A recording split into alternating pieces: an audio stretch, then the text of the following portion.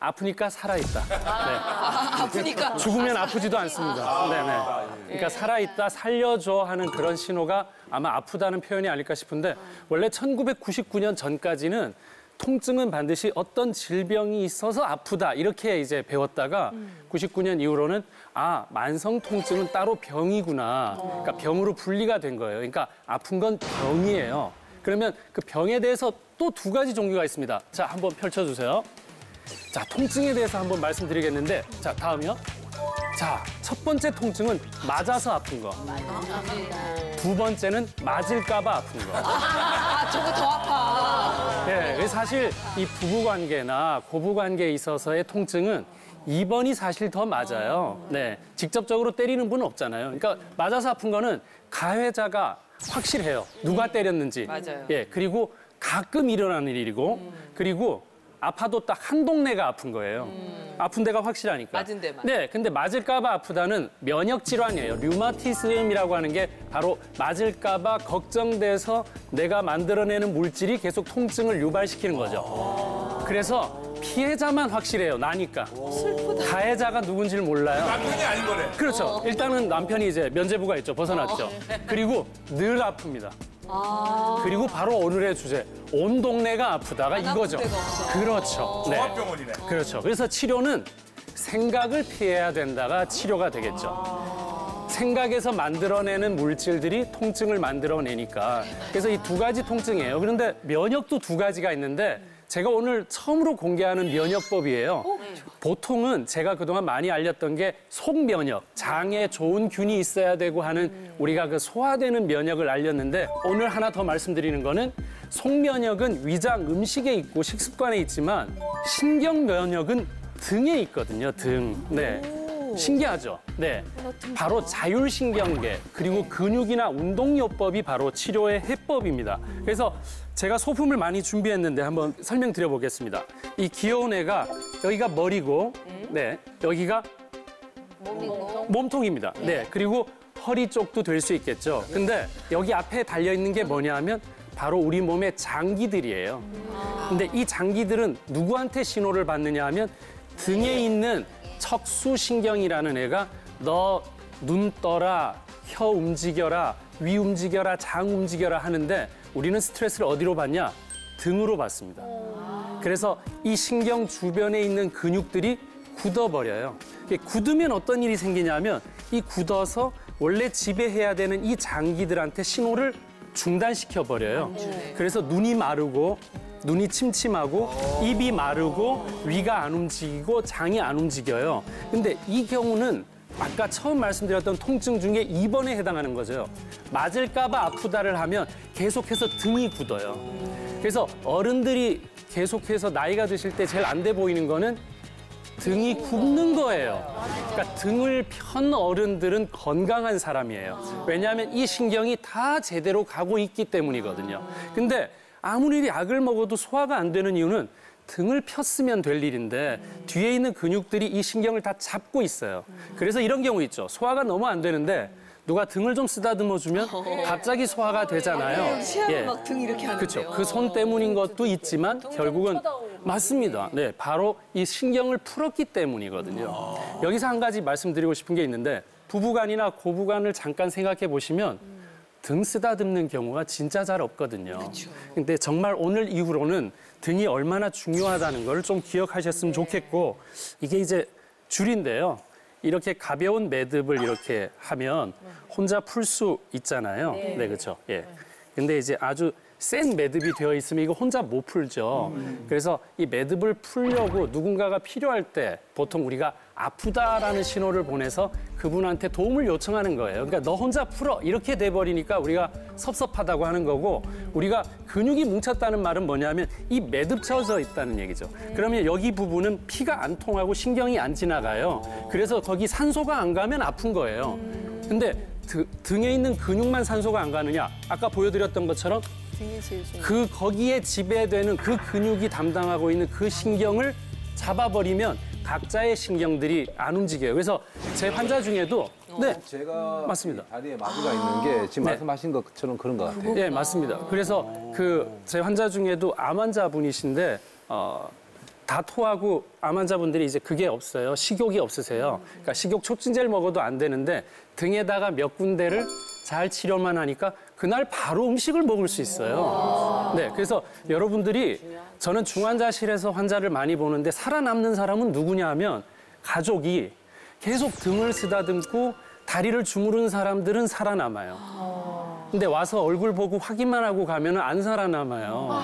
그렇죠. 근데 이 터치라는 게 의미가 이제 좀 인문학적으로는 관심과 배려와 표현이지만 조금 과학적으로 의학적으로 들어간다면 신경이 풀리는 곳이에요.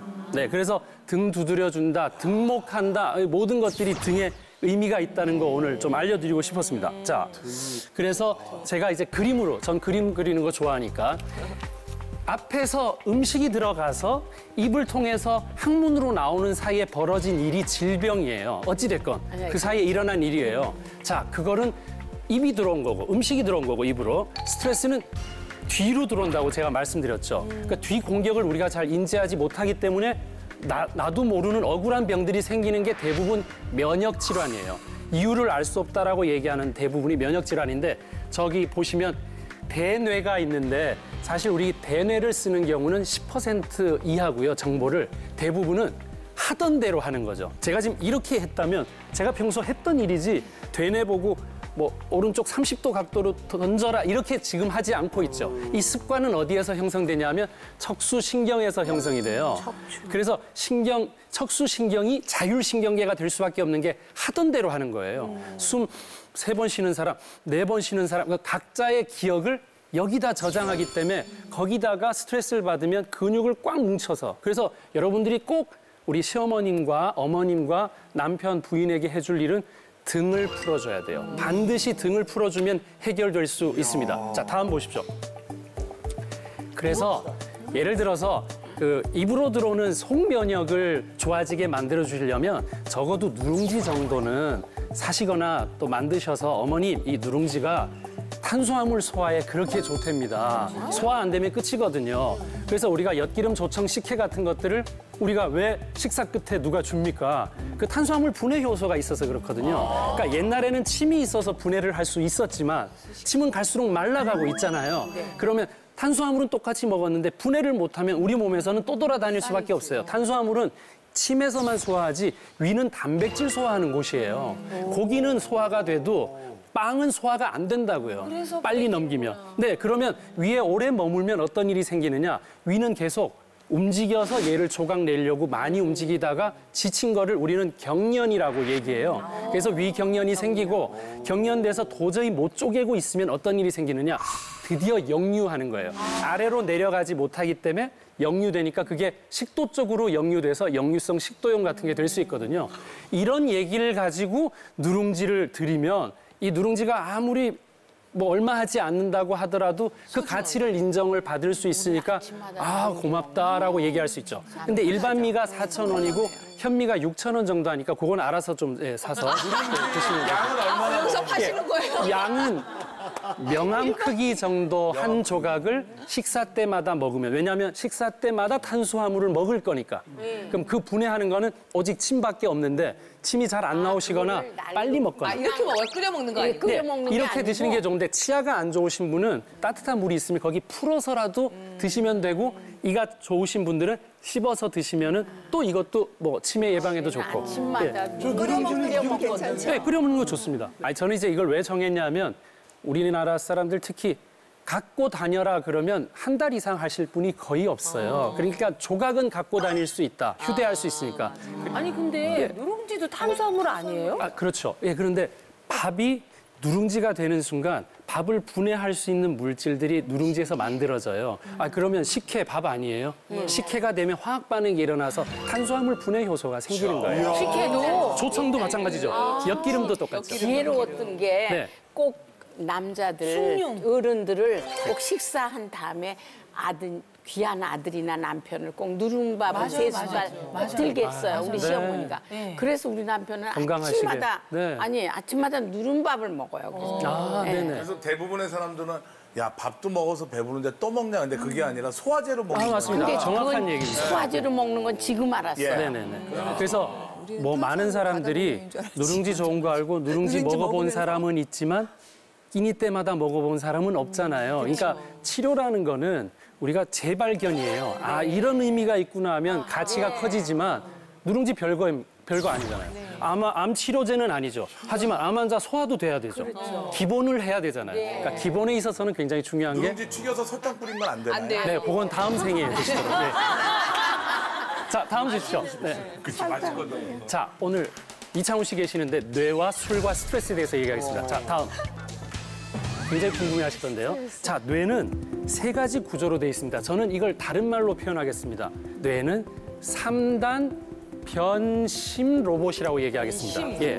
예, 우리가 변신 로봇 있잖아요. 예, 마음도 3가지로 변한다는 거죠. 그래서 왜 여자의 변신은 무죄라 그랬죠?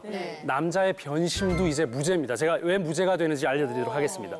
자, 요거는 누룽지는 요 명암 크기 정도 한 조각. 네, 그럼요. 드시면 되죠. 탄 걸로 주세요. 네, 탄 걸로. 그래서 말씀드리면 1번은 파충류의 뇌입니다. 그래서 숨 쉬는 뇌. 그래서 2번은 감정이 생긴 이제 포유류 뇌. 조금 발전이 됐죠. 3번이 이제 우리 인간. 이성을 갖고 있는 대뇌가 포함되니까 영장류의 뇌. 이 3가지로 구성이 되는데 진화 과정이네요. 그렇죠. 이 비유를 해보자면 핫도그를 보면 나무젓가락이 1번 뇌고요. 영장류. 예, 여기다가 소세지를 끼면 2번 뇌까지 포함이 되고 소세지가 포유류구나. 그렇죠. 그리고 핫도그 빵까지 다 들어가면 완전체가 되면 3번 뇌가 됩니다.